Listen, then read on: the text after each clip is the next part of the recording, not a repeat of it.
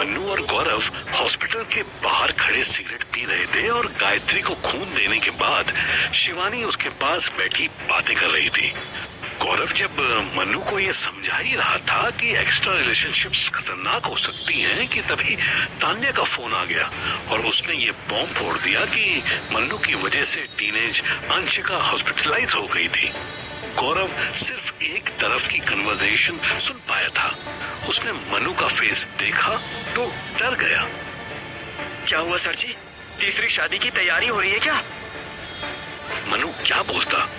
उसने तो अंशिका के बारे में किसी को भी नहीं बताया था। अरे क्या हुआ मनु सर?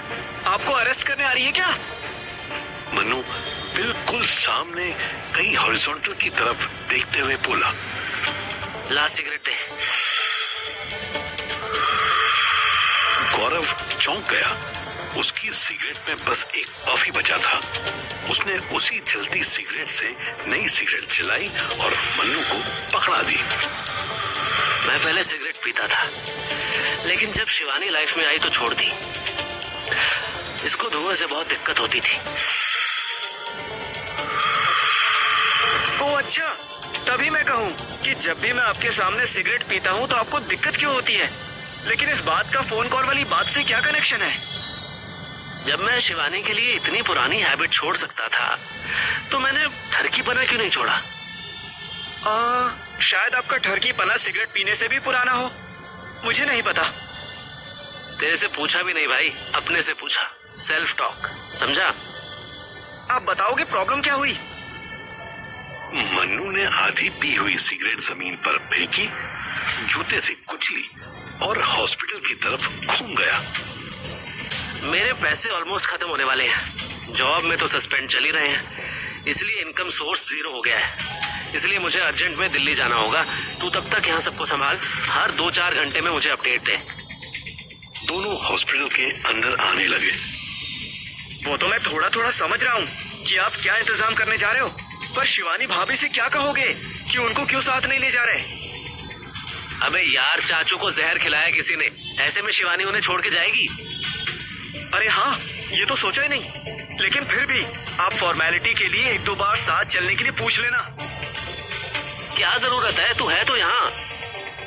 हाँ, मैं यहाँ क्यों हूँ और आपके साथ क्यों नहीं जा रहा? इस बात का क्या जवाब दूंगा मैं? मन्नू ने गौरव को घूर के देखा। क्या हुआ सर जी? घूर के क्यों रिप्लाई कर रहे हो? घूर नहीं रहा, सोच रहा हूँ। हाँ, तू कह दियो कि जब तक शिवानी भाभी यहाँ है तब तक मैं भी यही रहूंगा। सर जी, बुरा मत मानना, पर ये बहाना थोड़ा चूतियापे का साउंड नहीं कर रहा? अच्छा, तो तू कोई बढ़िया एक्सक्यूज बता दे। बढ़िया एक्सक्यूज? हाँ, आप दिल्ली का नाम ही मत लो। बोलो अर्जेंट में ये मुंबई जाना है। और शिवानी भाभी को आप मुंबई लेकर क्यों जाओगे? और रीजन ये होगा मीटिंग है? जी सर जी, मीटिंग जैसे टुच्चे काम के लिए आप घायल बन सकें चाचू को छोड़कर जाओगे, और एक मीटिंग के लिए आप उस शिवानी भाभी को छोड़कर जाओगे जिसे आपने अभी अभी घर से भगाया है। फिर किसके लिए छोड़कर जाऊंगा? हाँ, पुलिस केस लगने पर या फिर किसी पुलिस वाले के अर्जेंट बुलाने पर छोड़ के जाओ तो बात भी बने। और ये एक्सक्यूज नहीं बल्कि वैलिड रीजन लगेगा कि पुलिस वाले की बात भी नहीं टाल सकते और शिवानी बेबी से दूर भी नहीं होना चाहते। बेबी, तुम मेरा वेट करना, मैं जल्दी से आ जाऊंगा। बेबी, तुम समझ रही हो ना? मन्नू ने गौरव की पीठ पर एक पटाखा बजाया। साले, बिना ड्रामा किए भी तो ये आइडिया दे सकता था। वैसे एक बात बता, तुझे बीच बीच में समझदारी के दौरे पड़ते हैं क्या? क्या सर जी, दौरे तो पागलपन के पड़ते हैं ना? हाँ, वो तो आम लोगों को जो कभी कभी पागलपंती करते हैं। तू तो कभी कभी समझदार होता है ना?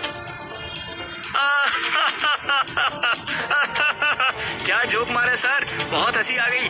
वैसे मैंने अभी अभी सिगरेट पी है ना, तो तुरंत दिमाग चलने लगा।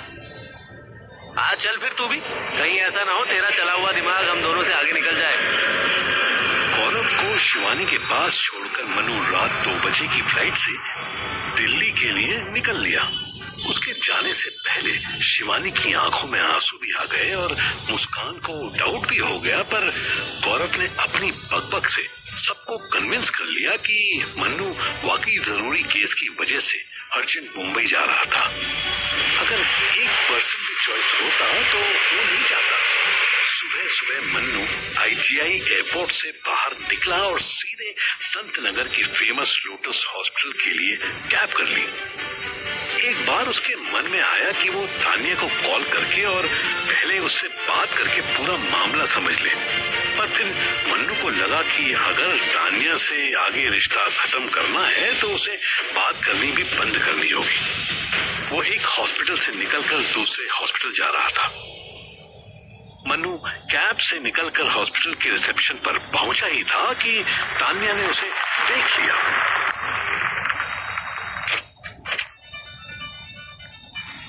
ओ आवारा पंछी, किधर? Where do you go? Mannu ने रुककर उसकी तरफ देखा, थकी हुई स्माइल पास की। तान्या इस वक्त ब्लू जीन्स और डेनिम की डार्क शर्ट पहने थी। उसने बाजू ऐसे फोल्ड किए हुए थे जैसे किसी से झगड़ा करने वाली हो। सिविल ड्रेस में भी उसका एटीट्यूड ऐसा था जैसे ASP DSP का होता था। हेलो, कैसी हो तुम? देखो तो बेशरम को, इतना बड़ा कांड करके मुझसे पूछ रहा है कैसी हो तुम। Tanya, mind your language. अरे माइंड योर लिंग, हरामी साले। तभी रिसेप्शनिस्ट ने तान्या को टोक दिया। मैम प्लीज, आपको झगड़ा करना है तो हॉस्पिटल से बाहर जाके करिए। ओवर रिएक्ट करने की बजाय ये बताओ कि बात क्या हुई है। बात क्या हुई है? साले मन तो कर रहा है ना कि तुझे इतना दूं कि अस्पताल वाले भी ठीक ना कर पाए। इनफ। पूरे एक हफ्ते का थका हुआ था। तान्या के साथ बहस करने के लिए उसके पास पेशेंस नहीं बचा था। वो रिसेप्शनिस्ट की तरफ घूमा। एक्सक्यूज मी, मिस अंशिका किस रूम में एडमिट है? तान्या से बेइज्जती बर्दाश्त नहीं हुई। बेशरम आदमी, शुक्र मना मैंने अब तक थाने से अपने साथी बुला के तेरी डंडा परेड नहीं करवाई। थैंक यू बोल मुझे। मन्नू ने तान्या को कंप्लीटली इग्नोर किया और रिसेप्शनिस्ट के कंप्यूटर में झांकने लगा। तान्या को और गुस्सा आ गया। उसे पता नहीं था कि मन्नू अलर्ट था। वो मन्नू के पास आई और अपने सीधे हाथ का थप्पड़ चलाया। मन्नू ने उसका हाथ हवा में ही पकड़ लिया और ट्विस्ट कर दिया। छोड़ कमीने साले। रिसेप्शनिस्ट आंखें फाड़ फाड़ के मन्नू की तरफ देखने लगी। अभी एक हॉस्पिटल से उड़कर यहाँ पहुंचाऊं, इसलिए दिमाग तो खराब कर मत। तू पुलिस अभी बनी नहीं है, बनेगी, समझी? ये बिना सामने वाले की सुने इल्जाम लगाने का काम तब करियो। तान्या ने बहुत कोशिश की पर मन्नू ने ऐसा हाथ मरोड़ा कि वो छुड़ा ना पाई। उसकी आंखों से आंसू छूटने लगे। एक बार हाथ छोड़, फिर देख तेरा क्या हाल करती हूँ।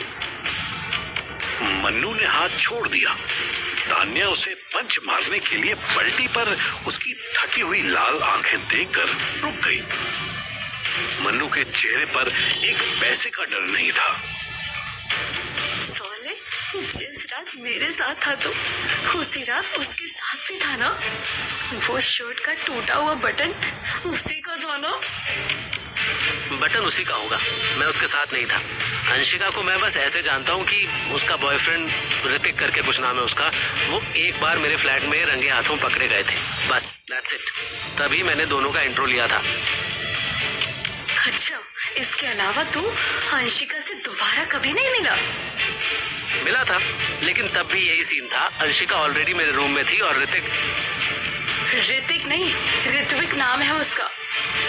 हाँ, जो भी देखो, वो उसका वेट कर रही थी। मैं जॉब से जल्दी फ्री हो गया था, इसलिए जल्दी घर आ गया। मुझे देखकर वो थोड़ी नर्वस हुई, पर फिर चाय बना के चली गई। तुझसे नर्वस होकर उसने चाय क्यों बनाई? ओ डिटेक्टिव लेडी करमचंद, चाय उसने अपने बॉयफ्रेंड के लिए बनाई होगी। वो लेट आया तो मुझे पिला दी, फिर वो चली गई। थोड़ी देर बाद ये ऋत्विक जो भी वो छपरी है आया और मुझे धमकी देने लगा। मैंने टाइट कर दिया तो चला गया। तान्या सोचने लगी। मन्नू ने इतने कॉन्फिडेंस के साथ सारी बात बताई थी कि तान्या का डाउट हिल गया। पर वो चिंगू सा तो बोला कि मनु ने उसकी गर्लफ्रेंड के साथ सेक्स किया था। उसने मना किया तो मनु ने गन निकाल ली। हो ना हो बेचारी अंशिका के साथ भी उसने गन निकाल के ही सेक्स किया होगा। सबसे पहले तो ये बता कि अंशिका को हुआ क्या है। दूसरी बात ये जान ले तान्या कि मुझे किसी को मजबूर करके सेक्स करने की जरूरत नहीं। वही मैं सोच रही थी तब से कि मनु को किसी को धमका के कुछ करने की जरूरत क्यों पड़ेगी। लड़की खुद ही राजी हो गई होगी। ऐसा कुछ नहीं हुआ।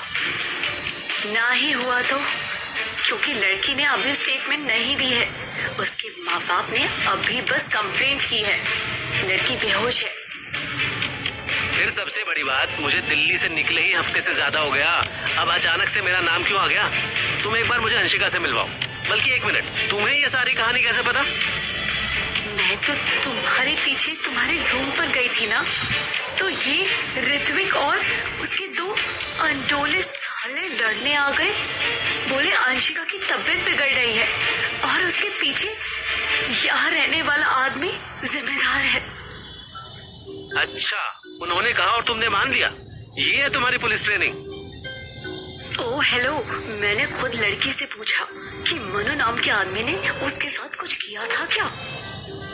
तो क्या क्या बोली? क्या नहीं, हाँ बोली। दर्द में थी बेचारी तो सर हिला के हाँ बोली। अब मन्नू का कॉन्फिडेंस डगमगाने लगा। मर्डर केस लग जाता तो उसकी कोई चिंता नहीं होती। उसका बापू तो खुशी से पूरे मोहल्ले में लड्डू बांटता। पर रेप केस लगना, वो भी एक माइनर के साथ, पॉस्को एक्ट, सोचकर ही मन्नू का दिल दहल गया। इधर मन्नू के पुराने बाप उसके गले पड़ रहे थे और उधर पटना में पुलिस वालों को कहीं से खबर मिल गई थी कि एम्स में कोई नामी क्रिमिनल एडमिट हुआ था। ये खबर शिवानी के दुर्गेश चचा इस रूम में लेकर आए थे जिसमें सिकंदर एडमिट था और गौरव शिवानी बैठे थे। सुबह 5 बजे तक सिकंदर होश में नहीं आया था।